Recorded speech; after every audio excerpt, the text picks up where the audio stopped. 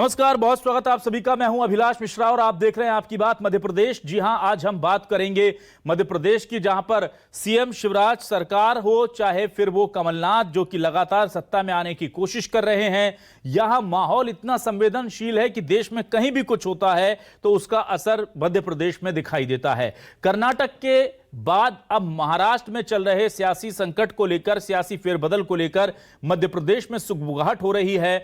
एक तरफ जहां सीएम शिवराज कह रहे हैं कि विपक्ष अब बचा ही नहीं है, जो है वो गुट जो गुट थे वो फायदे के लिए बने थे और अब विपक्ष पूरी तरह से छिन्न भिन्न हो गया है। उधर कमलनाथ साफ तौर पर कह रहे हैं कि जोड़ तोड़कर, लोगों को खरीद कर या डरा करके सरकार बनाने का काम बीजेपी करती रही है, इस बार ये नहीं चलेगा। इसके अलावा सीएम शिवराज ने आज एक बड़ा दावा कर दिया। उन्होंने कह दिया कि प्रदेश में हो रहे जो सर्वे हैं जिसमें बीजेपी को बहुमत मिलता नहीं दिख रहा है, उस पर जब उनसे सवाल किया गया तो उन्होंने कहा मध्य प्रदेश में सबसे बड़ा सर्वे मैं खुद हूं, सीएम शिवराज हैं। शिवराज ने कहा कि सबसे बड़ा सर्वे शिवराज है और मध्य प्रदेश में एक बार फिर से बीजेपी बहुमत में आएगी। अब इसे लेकर बीजेपी और कांग्रेस में जरूर वाद विवाद शुरू हो गया है। इसी पर आज करेंगे हम आपकी बात।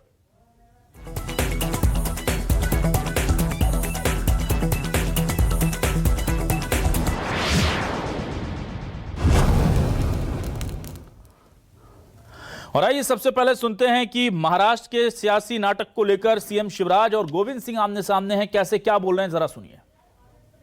जैसी करनी वैसी भरनी, कर्म प्रधान विश्व करी राखा, जो जसकीन सो तस फल चाखा। कर्मों का परिणाम है। अब अपोजिशन लगभग महाराष्ट्र में खत्म है। शिवसेना भी गई, एनसीपी भी गई। देश तो मोदी जी के पीछे खड़ा है और बाकी जगह भी अब देखिए क्या होता है। मुख्यमंत्री शिवराज सिंह सत्ता के मद में बिल्कुल अंधे हो चुके हैं। किसी प्रकार के राष्ट्रीय नेता शरद पवार जी उनको अपमानित करने का काम कर रहे हैं। सवाल उन्होंने जिस प्रकार के मध्य प्रदेश में खरीद फरोख्त की सरकार बनाई है, भारतीय जनता पार्टी में मोदी जी, प्रधानमंत्री मोदी जी इसी कदम पे आगे चल रहे हैं। घबराहट है, बेचैनी है। उनकी कुर्सी, मोदी और शिवराज सिंह की कुर्सी जाने वाली आगामी चुनाव में। और सर्वे को लेकर क्या बयान दिया है सीएम शिवराज ने और कांग्रेस से कमलेश्वर पटेल उन पर कैसे पलटवार कर रहे हैं, ये भी सुनिए। सर्वे को लेकर मध्य प्रदेश विधानसभा चुनाव, उसके पहले सर्वे रिपोर्टें जो आ रही हैं। काय का सर्वे? सबसे बड़ा सर्वे शिवराज सिंह चौहान है। भारतीय जनता पार्टी भारी बहुमत से जीत रही है। बीजेपी बहुमत के साथ आ रही है। कितना क्या सर्वे है तो सरकारी धन है, इवेंट चल रहा है पूरा। कितना बड़ा भ्रष्टाचार हो रहा है। अभी मोदी जी आए थे, कितने हजार करोड़ रुपए खर्चा किया। लगातार ये जितने भी मुख्यमंत्री जी के प्रोग्राम हो रहे हैं, 15 करोड़ 20 करोड़ से कम एक प्रोग्राम में व्यय नहीं हो रहा है। सरकारी तंत्र से सारी भीड़ एकत्रित की जा रही है। भीड़ जबरदस्ती लेके जाते हैं, कार्यक्रम शुरू होता है उठ के चल देते हैं लोग। जिस तरह से हिमाचल प्रदेश में, कर्नाटक में सरकार बनी है, मध्य प्रदेश में भी कांग्रेस की सरकार बनेगी। एनसीपी को लेकर और आइए अब देखते हैं हमारे आज के सवाल क्या है। सवाल आपको दिखाते हैं और फिर डिबेट को आगे बढ़ाएंगे। हमारे सवाल, एमपी में महाराष्ट्र की जोड़ तोड़ का असर, कांग्रेस का क्या मुश्किल होगा सफर। शिवराज का खुला ऐलान, सबसे बड़ा सर्वे है खुद शिवराज सिंह चौहान। दूसरों के दम पर सत्ता पाकर बीजेपी की सीना जोड़ी, जोड़ तोड़ क्यों बन रही है पार्टी की मजबूरी, है कांग्रेस पूछ रही है उनसे। महाराष्ट्र में बीजेपी ने फिर किया खेला, एमपी में भी लगेगा दल बदलने वालों का मेला, यह सवाल किया जा रहा है क्योंकि ऐसा कुछ होता दिखा है। दल इधर से भी बदले गए हैं, उधर से भी बदले गए हैं, लेकिन क्या सत्ता एक बार फिर से इन्हीं दल बदलने वालों के जरिए पहुंचेगी, जिस भी पार्टी तक पहुंचना, यह बड़ा सवाल है।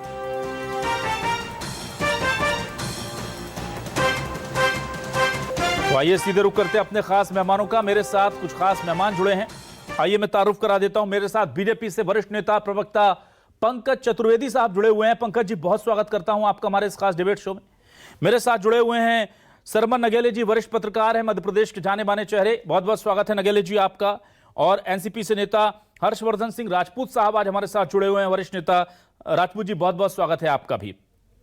सबसे पहले हर्षवर्धन जी, मैं आपसे जानना चाहूंगा, ये जो महाराष्ट्र में पार्टी में जो कुछ हो रहा है, क्या आपको सीधा असर मध्य प्रदेश में उसका कोई नजर आएगा? क्योंकि यह कहा जा रहा है कि विपक्ष बिखर गया है, विपक्ष टूट गया है। सीएम शिवराज कह रहे हैं कि जैसा करेंगे वैसा भरेंगे। ये लोग फायदे के लिए एक साथ आए थे, फायदा नहीं है तो बिखर गए। देखिए, सबसे पहले तो मैं ये कहना चाहता हूँ कि विपक्ष का और मध्य प्रदेश से महाराष्ट्र की राजनीति का कोई लेना देना नहीं आपस में, लेकिन अगर फिर भी लोग समझते हैं इस बात को तो तीसरा मोर्चा बनाने के लिए ये लोग अभी भी तैयार हैं। माननीय शरद पवार जी जो हमारे नेता हैं वो अभी भी स्पष्ट नहीं हुआ है कि ये क्या है। अभी इसके लिए हमें 4 दिन 5 दिन का समय कम से कम चाहिए कि हुआ कैसे, अचानक घटना कैसे घट गई। प्रफुल्ल पटेल जैसे इतने बड़े नेता, माननीय अजीत पवार जी, ये अलग अलग हुए, तो इसमें कुछ ना कुछ वजह रही है, कुछ ना कुछ कारण रहा है। निश्चित ही मैं समझता हूं कि ये कोई छोटी मोटी बात नहीं है, लेकिन अभी इस चीज़ को हम तुरंत देख लें तो ये अनुचित होगा। अभी पवार साहब और वरिष्ठ जो पूरी राष्ट्रीय कार्यकारिणी है इस पूरे मंथन में लगी है, और मेरे ख्याल से 4-5 दिन में इस चीज़ को निकल के कुछ ना कुछ निचोड़ आएगा। ठीक है। पंकज चतुर्वेदी जी, ये जो विपक्ष टूटता जा रहा है एक के बाद एक कर, हम देख रहे हैं कई जगह से ऐसी खबरें आ रही हैं, और खास तौर से जहां गठबंधन बनाया गया था कि कैसे भी बीजेपी को रोक लिया जाए, वो बहुत कामयाब नहीं हो रहा है। इसका असर या इसका मनोवैज्ञानिक असर क्या मध्य प्रदेश में बीजेपी को मिलेगा? देखिए अभिलाष जी, परिवारवादी सोच के साथ जो गठबंधन बनते हैं वो ठगबंधन होते हैं। हम सब जानते हैं कि शरद पवार जी वो नेता हैं जिन्होंने सबसे पहले कांग्रेस की सरकार गिराई थी महाराष्ट्र में और खुद मुख्यमंत्री बने थे। शरद पवार जी सबसे पहले महाराष्ट्र में काम किया, 35 साल की उम्र में सीएम बन गए थे, वो सब जानते हैं। फिर उसके बाद शरद पवार जी दोबारा कांग्रेस में आकर सीएम रहे, और फिर जब सोनिया गांधी के विदेशी मूल का मुद्दा था तो पूरी कांग्रेस में सबसे बड़े नेता के तौर पर शरद पवार जी ने उनका विरोध किया, और सोनिया गांधी जी के विदेशी मूल के मुद्दे पर ये राष्ट्रवादी कांग्रेस पार्टी का गठन किया। तो जब आपका वैचारिक मतभेद इतना है कि आप सोनिया गांधी को उस समय नेता मानने को तैयार नहीं थे, आपने स्पष्ट बगावत करी उनके विदेशी मूल के मुद्दे के आधार पर, तो लोग नहीं समझते कि आज वो एनसीपी और कांग्रेस पार्टी और शिवसेना कॉम्बिनेशन जिनका झगड़ा चुनावों में था, कभी शिवसेना का एनसीपी कांग्रेस से गठबंधन नहीं था, वो गठबंधन हो गया। इसीलिए गठबंधन नहीं थे, ठगबंधन थे। और शरद पवार जी को एक ही चीज लेकर डूबी, वो है संतान मोह, पुत्री मोह। हमने पुत्र मोह सुना था, महाभारत का युद्ध हुआ पुत्र मोह के चलते, ये संतान के मोह के चलते हैं। प्रफुल्ल पटेल जी जैसे नेता जो कार्यकारी अध्यक्ष थे, जिनके श्रम से एनसीपी का बड़ा पुनर्गठन हुआ, कार्यकारी अध्यक्ष हैं, उन्होंने शरद पवार जी को छोड़ दिया। छगन भुजबल जी जिन्होंने उस संघर्ष के समय कभी शरद पवार जी का साथ नहीं छोड़ा, आज वो शरद पवार जी के साथ नहीं है। अजीत पवार जी तो हम सब जानते हैं उनके परिवार का हिस्सा है। जैसा शिवसेना में हुआ ना कि उद्धव ठाकरे को राजनीतिक रूप से स्थापित करने के लिए राज ठाकरे जी को अलग किया, और आज शिवसेना की दुर्दशा देखिए क्या स्थिति है। वैसे ही कुछ राष्ट्रवादी कांग्रेस पार्टी में है, ये शरद पवार जी का अपने संतान मोह के चलते ऐसी स्थिति बनी है। और आज छगन भुजबल जी की बात करें, प्रफुल्ल पटेल जी की बात करें, अजीत पवार जी की बात करें, उनके साथ नहीं है। तो ये अवसरवादी परिवारवादी गठबंधन अभिलाष जी चलते नहीं है। समय के लिए, लाभ के लिए, सत्ता के सुख के लिए आप विचारधारा से, सिद्धांत से समझौता कर लीजिए, गठबंधन कर लीजिए, लोकतंत्र में मेजोरिटी है, सरकार बना लीजिए, लेकिन ना तो जनता स्वीकार करती है ना आपके कार्यकर्ता स्वीकार करते हैं। और यही कारण है कि आज 52 में से 38 विधायक शरद पवार जी का साथ छोड़ चुके हैं। जो दल बदल कानून उसके परे जा चुके हैं वो लोग, कितनी भी कोशिश कर ले। 8 लोग उसमें से मंत्री बन गए, बाकी सब विधायक साथ में। तो ये विचारणीय विषय शरद पवार जी के लिए है कि अपने संतान के मुंह में उन्होंने जिस प्रकार से राष्ट्रवादी कांग्रेस पार्टी, यदि विशेष शरद पवार जी उनकी पार्टी का है, राष्ट्रवादी कांग्रेस पार्टी का जैसा बेड़ा गर्क किया वो सबके सामने। ठीक है, मैं आता हूं अब्बास जी, क्या मुझे सुन पा रहे हैं आप? हेलो अब्बास जी, क्या आप मुझे सुन पा रहे हैं? जी आपको जी अब्बास जी, स्वागत करता हूं मैं आपका। और जो कुछ महाराष्ट्र में हुआ है, मेरा पहला सवाल मैं आपको बिल्कुल सुन पा रहा हूं। आप जी उसी को लेकर मेरा सवाल था कि महाराष्ट्र में जो कुछ हो रहा है उसको लेकर मध्य प्रदेश में बीजेपी कहीं ना कहीं ये कह रही है कि विपक्ष में बिखराव है, क्योंकि ये लोग स्वार्थ के लिए गठबंधन बनाया था, और गठबंधन को वो ठगबंधन भी कह रहे हैं। आपका क्या कहना है? क्योंकि विपक्ष को एक तरफ जोड़ने की कोशिश हमने देखा पटना में हो रही है, और दूसरी तरफ जो बने बनाए गठबंधन है वो बिखर रहे हैं, दरक रहे हैं। तो ऐसा लग रहा है कि एक तरफ से हम सिलने की कोशिश कर रहे हैं, एक तरफ से चीजें खुलती चली जा रही हैं।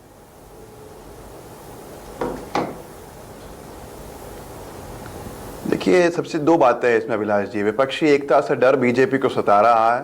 2024 में भी डर है उनको, 2023 के जो चुनाव होने हैं विधानसभाओं के उसमें भी डर है।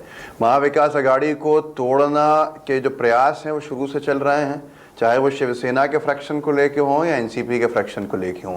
जिनको बीजेपी ने महाभ्रष्ट कहा हो, जिनको मोदी जी ने नेशनल करप्ट कहा हो, बहुत सारी चीज़ें कही हो, जिन 1000 करोड़ की प्रॉपर्टी को आईटी ने लिंक किया हो अजीत पवार जी के भ्रष्टाचार के दावे करते हुए, छगन भुजबल जी के 20 करोड़ के आरोप के अंदर ईडी की छापेमारी हुई हो, या 2 बार हसन मुशर्रफ जी की ठिकानों के ऊपर और शुगर मिल के ऊपर रेड पड़ी हो। ये ईडी की पिछले महीने का काम है। तो आप सोच सकते हैं ये किस तरह का अनैतिक जो समर्थन लिया गया है वो आपके सामने है। एक तरफ तो ये कहा जाता है भ्रष्टाचारों के ऊपर कार्रवाई होगी, दूसरी तरफ उनको लेके अपने पास वॉशिंग मशीन में धोया जाता है। अब यहाँ पर बात चल रही है आपकी कि जिस तरह से गठबंधन में से टूटे हैं, गठबंधन में से जितना हमारे साथ से लोग नहीं गए हैं उतने तो बीजेपी के साथ से राजनीतिक दल जा चुके हैं, चाहे वो सबसे पुराने अलाय हों इनकी शिवसेना, चाहे वो जो पंजाब में अकाली दल का गठबंधन टूटा हो वो हो, चाहे वो हनुमान बेनीवाल जी का गठबंधन टूटना हो, ऐसे करके अनेकों अनेक नीतीश कुमार जी के गठबंधन से बाहर जाना हो। ये तो बीजेपी को सबसे पहले छोड़ने का काम किया है लोगों ने,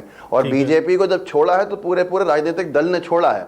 एक राजनीतिक दल के फ्रैक्शन ने नहीं छोड़ा है, एक राजनीतिक दल के विधायकों के तोड़फोड़ में नहीं छूटा गया है। बीजेपी को एनडीए से बाहर निकलने का काम पूरे राजनीतिक दल ने अपना पूरा समर्थन लेके कहा। ये परिवारवाद की बात कर रहे थे बीजेपी के माननीय प्रवक्ता जी। अरे अजीत पवार जी को, जिनको आपने जिंदगी भर परिवारवाद का आरोप लगाया हो, उनको लेके आपने वहां पे डिप्टी सीएम बना दिया जिन पे आप भ्रष्टाचार के आरोप लगाते थे। सिंधिया जी के ऊपर कितने परिवारवाद के आरोप लगाए, उनको कैबिनेट मंत्री बना दिया गया। जो लोग मंत्री पद की लालच में जा रहे हैं आप उनको प्रमाणित कर रहे हैं, कह रहे हैं कि उनमें से 8 तो मंत्री बना दिए गए। ये बहुत बढ़िया बात हुई है, ऐसा लग रहा है। जनता देख रही है, आज महाराष्ट्र की जनता ने देखा है, मध्य प्रदेश की जनता इससे पहले देख चुकी है ये सारी चीजें।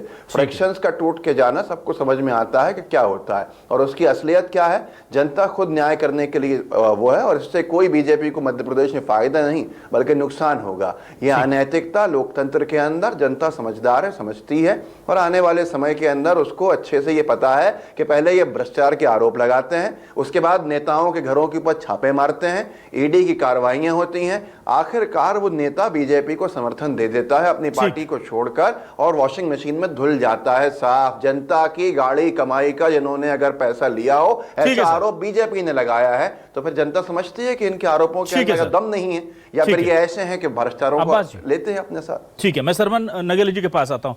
नगेली जी, एक बात बताइए, देखिए कांग्रेस को यहां पर सत्ता मिली, एक धड़ा जो था वो टूटकर चला गया, सत्ता हाथ से निकल गई। वहां पर हम बात कर लें अगर महाराष्ट्र में, तो सत्ता किसकी थी सबको पता था, बीच में शिवसेना में दरार आई, सत्ता बीजेपी के पास चली गई।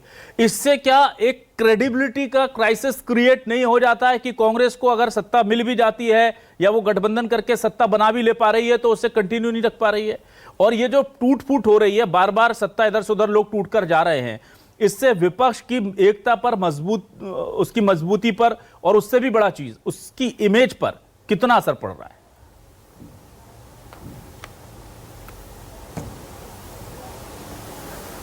देखिए माननीय अभिलाष जी, ये चूंकि महाराष्ट्र से जुड़ा हुआ विषय है तो इसमें 3-4 चीज़ें काम कर रही है। इसमें क्या है कि केंद्र की जो राजनीति अखिल भारतीय स्तर की राजनीति है, तो अखिल भारतीय स्तर की राजनीति भी इसमें समाहित है, राज्य की राजनीति भी समाहित है, इसमें दल बदल कानून भी समाहित है, और इसमें राजनीतिक शुचिता की बात भी समाहित है, इसमें नैतिकता जिम्मेदारी की बात भी समाहित है। देखिए, मैं सबसे पहले ये कहना चाहूँगा कि जो दल बदल हुआ है महाराष्ट्र में, उसका मध्य प्रदेश में असर इसलिए नहीं पड़ेगा। मध्य प्रदेश में राजनीतिक का जो वो पूरा का पूरा जो तासीर है, जो यहाँ की जो मिजाज है, वो 2 दलीय राजनीतिक दल के बीच में चलता है, कांग्रेस बीजेपी कांग्रेस। थोड़ा सा एरिया है महाराष्ट्र से लगा हुआ बुरहानपुर और खंडवा, वहाँ थोड़ा सा एनसीपी का असर था, लेकिन वो शरद पवार के एनसीपी का असर था। वो अभी जो टूट के गए हैं उसका असर कितना है देखना पड़ेगा। तीसरा, जो मध्य प्रदेश में जो एनसीपी के नेता हैं माननीय बृजमोहन श्रीवास्तव जी, अब वो किसके साथ जाते हैं ये देखना पड़ेगा। वो जो नवीन एनसीपी के साथ जाती हैं, पुरानी के शरद पवार जी के साथ जाते हैं। अब मैं आता हूँ, देखिए जो राजनीतिक शुचिता की बात करने वाले लोग हैं, सर्वाधिक बात करती है भारतीय जनता पार्टी। आज भारतीय जनता पार्टी को राजनीतिक शुचिता की याद क्यों नहीं आती है? भारतीय जनता पार्टी के अलावा कांग्रेस को भी याद नहीं आती है। अब राजनीतिक शुचिता की बात, नैतिकता की बात, जिम्मेदारी की बात अब किसी भी राजनीतिक दल के लिए कोई अहम नहीं रह गई, कोई महत्वपूर्ण नहीं रह गई। और इसके साथ साथ राजनीतिक दलों के जो विधायक सांसद जीत कर आते हैं, वो जनता के प्रति जो जवाबदारी, जिम्मेदारी, जो उनकी जवाबदेही रहती है, उनके प्रति उनका समर्पण रहना चाहिए, वो सब भूल चुके हैं। क्योंकि मतदाता ने जो मतदान किया वो आपको एक दल विशेष के साथ किया है, ना कि आप टूट कर किसी के साथ चले जाएं। तो आपने मतदाता के साथ तो छलावा किया, उसके साथ तो आपने धोखा किया। चौथा इसमें एक और विषय है कि चूंकि जब दल बदल इतने व्यापक स्तर पर होता है, तो मैं सदैव इस बात को कहता रहा हूं, माननीय पंकज चतुर्वेदी जी को बीजेपी के प्रवक्ता जानते होंगे, अब्बास हफीज जी मध्य प्रदेश कांग्रेस मीडिया विभाग के उपाध्यक्ष हैं, वरिष्ठ कांग्रेस नेता और प्रवक्ता भी हैं, ये भी जानते होंगे कि मैं सदैव कहता रहा हूं कि भारत में जो दल बदल कानून है राजीव गांधी के समय से चालू हुआ था और 16 में उसका बाद में और भी संशोधन हुए। अब जो दल बदल कानून है उसमें पूरी तरीके से संशोधन होना चाहिए कि यदि कोई राजनीतिक दल का विधायक, सांसद यदि वो चुनकर आता है और वो कोई दल बदल करता है तो वो 5 साल चुनाव नहीं लड़ पाएगा, उसको अयोग्य करार कर दीजिए आप। लेकिन ये राजनीतिक दल बदल कानून में परिवर्तन नहीं करना चाहती। मेरी बहुत गंभीर चिंता है, मेरा विषय है, मैं इसका विद्यार्थी हूं। मैं सदैव कहता हूं कि आप मतदाता के साथ न्याय कीजिए, आप जनता के साथ न्याय कीजिए, क्योंकि संविधान में जनता सर्वोपरि है। जब आप चुनाव चुनकर आते हैं तो संविधान की शपथ लेते हैं, आप सरकार में जब आते हैं तो संविधान की शपथ लेते हैं, और संविधान इस बात का स्पष्ट उल्लेख है और शपथ के दौरान कि आपके लिए जनता सर्वोपरि है। उनके आप स्वास्थ्य की चिंता कीजिए, उनके आप रोजगार की चिंता कीजिए, उनकी शिक्षा की चिंता कीजिए, उनके लिए सुरक्षा की चिंता कीजिए। लेकिन जब आप दल बदल कर लेते हैं तो वो सारी चीजें भूल जाते हैं। ठीक है पंकज जी, एक महत्वपूर्ण बात आज ये रही कि सीएम शिवराज सिंह चौहान से जब पत्रकारों ने पूछा कि सर्वेस को लेकर के बीजेपी की चिंता बढ़ रही है क्योंकि कुछ सर्वे में बीजेपी को पिछड़ता हुआ दिखाया गया है, उन्होंने सीधे कहा बिना एक सेकंड भी रुके कि मध्य प्रदेश में सबसे बड़ा सर्वे शिवराज सिंह चौहान है और हम मेजॉरिटी के साथ फिर से आ रहे हैं। ये जो है इसे कुछ लोग आत्मविश्वास कह रहे हैं, कुछ लोग अति विश्वास कह रहे हैं, क्या कहेंगे? देखिए अभिलाष जी, मध्य प्रदेश में एक ही सर्वे अभी आया है जो सी वोटर का सर्वे है। उस सर्वे में भी भारतीय जनता पार्टी पीछे नहीं है और उसके अलावा कोई सर्वे नहीं आए हैं। तो एक ही वे है, वो है जनसेवा का वे जो भारतीय जनता पार्टी का वे है, एक ही वे है विकास का जो भारतीय जनता पार्टी का वे है, एक ही वे है विकास का जो विकास की डिलीवरी करने का वे जिस पर भारतीय जनता पार्टी काम करती है। तो हमारा सीधा सा स्पष्ट सोच है अभिलाष जी, जैसा माननीय मुख्यमंत्री जी क्यों कहा कि मुख्यमंत्री जी भारतीय जनता पार्टी संगठन, भारतीय जनता पार्टी के नेता कार्यकर्ता पूरे मध्य प्रदेश में जा रहे हैं, एक एक घर जा रहे हैं। अभी जन आशीर्वाद यात्राओं की योजना है, उसके पहले विकास यात्रा थी, तमाम सारी चीजें थी, बूथ स्तर के संवाद हैं। तो ये सब सतत जनता के संवाद से, जितने भाजपा की कार्यकर्ता साथी हैं, भाजपा के नेता हैं, सब जनता के बीच है। और जनता के बीच आप जब जाते हैं, विकास करते हैं, लगभग 20% की आपकी विकास दर हो, 19% की कृषि विकास दर हो, प्रति व्यक्ति या 1,40,000 हो जो 11,000 थी कांग्रेस के सरकारों के समय। मध्य प्रदेश बीमारू राज्य से विकसित राज्य हो, चने में आप उपार्जन में नंबर 1, गेहूं में नंबर 2, दलहन तिलहन में धूम मचा रखी है आपने, सड़क बिजली पानी में आपकी आत्मनिर्भरता, आप दूसरों को बिजली दे रहे हैं। ऐसी जब स्थिति होती है तो फिर मुख्यमंत्री जी क्या कोई भी साधारण कार्यकर्ता बीजेपी का है वो आश्वस्त होकर कह सकता है कि एक ही सर्वे है और वो सर्वे है जनता भारतीय जनता पार्टी को पूरा आशीर्वाद देगी। कारण स्पष्ट है जी, जो मैंने गिनाया आपको, विकास के आधार पर कौन सा राज्य है जो 1.25 करोड़ बहनों को लाडली बहना की योजना का लाभ दे रहा हो? कौन सा राज्य जिसने 2100 करोड़ रुपए माफ किए 11 लाख किसान परिवारों के? कौन सा राज्य जिसने 20 लाख लोगों को जिनकी इलीगल कॉलोनी थी लीगलाइज किया हो? कौन सा राज्य जो लाडली लक्ष्मी योजना की बात करता हो? कौन सा राज्य मुख्यमंत्री तीर्थदर्शन योजना करता हो? कौन सा राज्य शहरिया बारिया भेगा जनजाति का ध्यान रखता हो? कौन से राज्य ने पैसा एक्ट लागू किया? कौन से राज्य में 30 नए मेडिकल कॉलेज? सर बीजेपी के राज्य में 30 नए मेडिकल कॉलेज, कांग्रेस के राज्य में सर 7 से 7 ही रह गए। यहाँ 18 साल में 30 मेडिकल कॉलेज की संख्या 50 तक लेकर जाएंगे सर टोटल। तो विकास है सर। ठीक है, बिल्कुल। मैं आता हूं हर्षवर्धन जी, मुझे ये बताइए, सीएम शिवराज सिंह जी कह रहे हैं कि कोई सर्वे अरवे नहीं, एमपी में शिवराज सिंह चौहान और बीजेपी का जादू चलेगा। आप लोग क्या कहेंगे इसे लेकर? शिवराज सिंह चौहान जी माननीय मुख्यमंत्री जी कुछ भी कह सकते हैं और उनको हक है कहने का। इस विषय पे मैं क्या कहूँ, ये तो आगे जनता जनार्दन इसका फैसला करेगी, क्योंकि 2013 के चुनाव में भी वो कॉन्फिडेंट थे मामा, लेकिन तब भी कमलनाथ जी की सरकार आई, फिर वो ज्योतिरादित्य सिंधिया जी का जो विषय बना जिसके कारण ये हुआ। और एक चीज़ निश्चित तौर से समझिए सर कि अगर अघाड़ी का और हमारे महागठबंधन का अगर डर नहीं होता तो ये सब स्थितियाँ नहीं होती। ये जो आज महाराष्ट्र में स्थिति बन रही है ये निश्चित तौर पर डर की है, निश्चित तौर पर राइट है। आपको याद होगा पिछले भी अगर हम पीछे पहुंचे तो ये पहले भी हो चुका था कि अजीत दादा ने उस वक्त भी भारतीय जनता पार्टी के संग मिलकर सरकार बनाने का रातों रात ही फैसला कर लिया था, लेकिन वो सब चीज़ें हट गई थी। तो अभी भी आप इस चीज़ को निश्चित मत समझिए, 4-5 दिन थोड़ा वेट एंड वॉच की स्थिति रखिए। ये मुझे लगता है निश्चित तौर पे इसका कुछ ना कुछ एक अच्छा हल निकलेगा। शरद पवार जी कोई छोटे नेता नहीं है, बहुत बड़े नेता हैं और कुछ ना कुछ इस चीज़ का जरूर अच्छा निकालेंगे सर। ठीक है, चलिए मैं आता हूं अब्बास हाफिज जी। सीएम शिवराज सिंह चौहान साफ कह रहे हैं कि कोई सर्वे नहीं, बीजेपी और सीएम शिवराज सिंह चौहान ही चलेंगे मध्य प्रदेश में, क्या कहेंगे आप?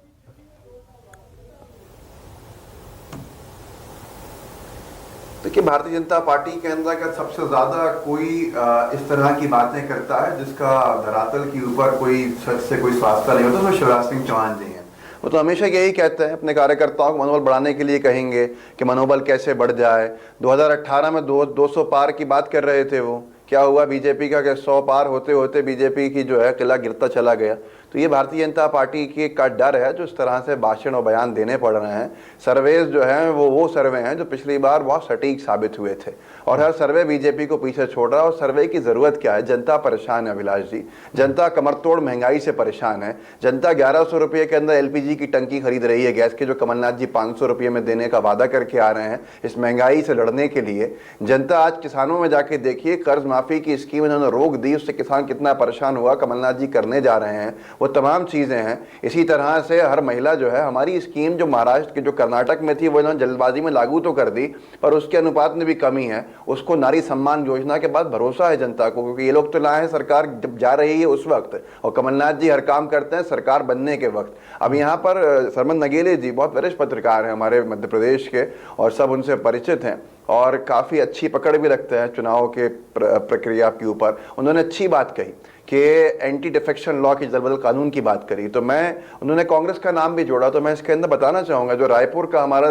प्लेनरी सेशन हुआ इस बार का, जो कांग्रेस पार्टी का शिविर था, उसमें उसने साफ कर दिया था कि हम एंटी डिफेक्शन लॉ को मजबूत करेंगे। सत्ता में आते ही हमारा जो राजनीतिक दल साथ हैं वो इसके ऊपर सहमति देंगे, लेकिन एक अकेला राजनीतिक दल है भारतीय जनता पार्टी जो दलबदल कानून के हित में है ही नहीं संशोधन के, क्योंकि फायदा सिर्फ इन्हीं को होता है उससे सरकारें गिराने में, अपनी सरकारें बचाने के अंदर, विपक्ष को कमजोर करने में। दलबदल कानून के अंदर जो कमजोरियां हैं, कितनी सरकारों का इतिहास रहा, यह जरूर है कि बीजेपी के समय में इसमें तेजी आ गई है। इसका सबसे ज्यादा फायदा किसने उठाया है तो अभी भी देखना पड़ेगा। बाद भी कांग्रेस पार्टी ने एंटी डिफेक्शन लॉ की मांग को देखते हुए एंटी डिफेक्शन लॉ बनाने में साथ दिया, लेकिन आज तो पूरी भारतीय जनता पार्टी एक तरफ खड़ी है कि नहीं, हम तो नहीं बना, हमें कोई संशोधन करना ही नहीं है क्योंकि फायदा मिल रहा है उससे। जनता मुंह तोड़ जवाब देना जानती है। 2018 का मैंडेट कांग्रेस पार्टी का था और जनता उसको पुनः स्थापित करेगी। नगेली जी देखिए, बड़ा महत्वपूर्ण सवाल है जिसको अजीत पवार जी के ऊपर इतने बड़े बड़े आरोप लगाते रहते थे, तो उन आरोपों का हुआ क्या? ठीक है, मैं बिल्कुल एक भी आरोप का जवाब नहीं दे रहा यहाँ बैठ के। ठीक है नगेले जी, जो सवाल जो चिंता आपकी है कैसे गए? वही लोकतंत्र में आस्था रखने वाले हर भारतीय की है, और कांग्रेस भी कम से कम अब उस चिंता को लेकर के थोड़ी सी चिंतित है और कह रहे हैं कि हम अगर सत्ता में आएंगे, हमारे पास कभी ताकत हमारे हाथ में होगी, पावर, तो हम जरूर इसको थोड़ा संशोधित करेंगे। मुझे ये बताइए, 2-3 चीजें ऐसी हैं जो नेताओं के हाथ में खुद है, वो पहले दिन चाहे वो चुनाव आचार संहिता या दागी लोगों का चुनाव लड़ना, ये चाहे तो खुद कर सकते हैं, पर ये कोई पार्टी दल बदल कानून ऐसा टूल है जो पावर में होगा, सत्ता में होगा, उसके लिए यह ब्रह्मास्त्र है। और जाहिर सी बात है कि इसको बदलने की जिम्मेदारी भी उसी पार्टी की होगी जो सत्ता में होगा, पावर में होगा, केंद्र में। ऐसे में कोई अपने ही गले में घंटी बांधेगा क्या? आपको लगता है कि कुछ ऐसा हो पाएगा लोकतंत्र में? वो अच्छा दिन भी आएगा जब इस तरह की चीजों पर रोक लग जाए।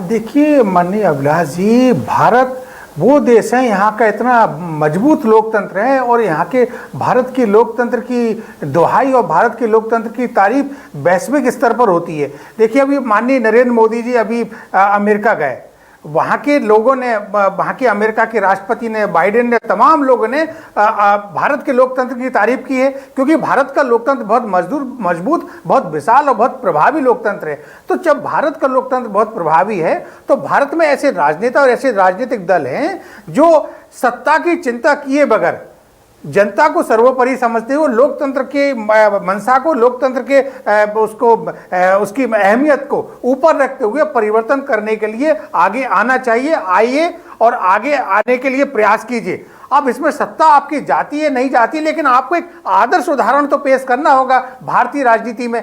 जब तक कोई भी राजनीतिक दल भारतीय राजनीतिक में नया उदाहरण पेश नहीं करता है, इतिहास में वो दर्ज नहीं होता है। यदि इतिहास में दर्ज होना है तो जैसे कि अमेरिका आपकी तारीफ कर रहा है, अमेरिका के नेता तारीफ कर रहे हैं, दूसरे नेता तारीफ कर रहे हैं, तो आपको दल बदल कानून के लिए भी आपको आदर्श उदाहरण प्रस्तुत करना चाहिए। नगेले जी, एक बहुत संक्षेप में आप 20-30 सेकंड में जवाब दीजिएगा।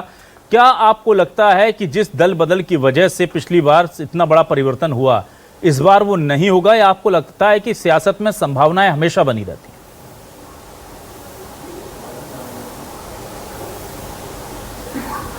देखिए माननीय अभिलाष जी, ये बिल्कुल सही है कि सियासत तो संभावना का खेल है और संभावनाएं बनी रहेंगी। अब ये डिपेंड करता है दोनों राजनीतिक दलों के नेताओं को ऊपर कि वो अपने अपने विधायकों को, अपने अपने नेताओं को कैसे अपने पाले में रखते हैं। ये उस समय की परिस्थिति तय करेगी। लेकिन नागरिकों को इस बात की चिंता करना चाहिए कि मध्य प्रदेश के नेताओं को पहचाने, उनके जो किसी तरह के प्रयास जो चलते हैं, जो जनता के हित में नहीं रहते, उसको पहचानते हुए अपने भविष्य का निर्माण में या भविष्य के लिए मतदान जो होना है 2023 में, उसका ध्यान रखें।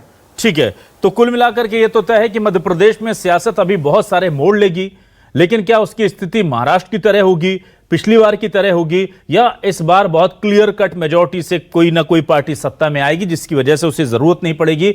सीएम शिवराज सिंह चौहान का आत्मविश्वास ये कह रहा है कि इस बार वो फुल मेजॉरिटी से वापस आएंगे, थंपिंग मेजॉरिटी से वापस आएंगे, और कांग्रेस का पिछला रिकॉर्ड बता रहा है कि इस बार बीजेपी के लिए राह आसान नहीं होगी। बहुत बहुत शुक्रिया पंकज चतुर्वेदी जी, अब्बास हाफिज जी, सरमन नगेले जी और हर्षवर्धन सिंह जी, आपका भी बहुत बहुत शुक्रिया।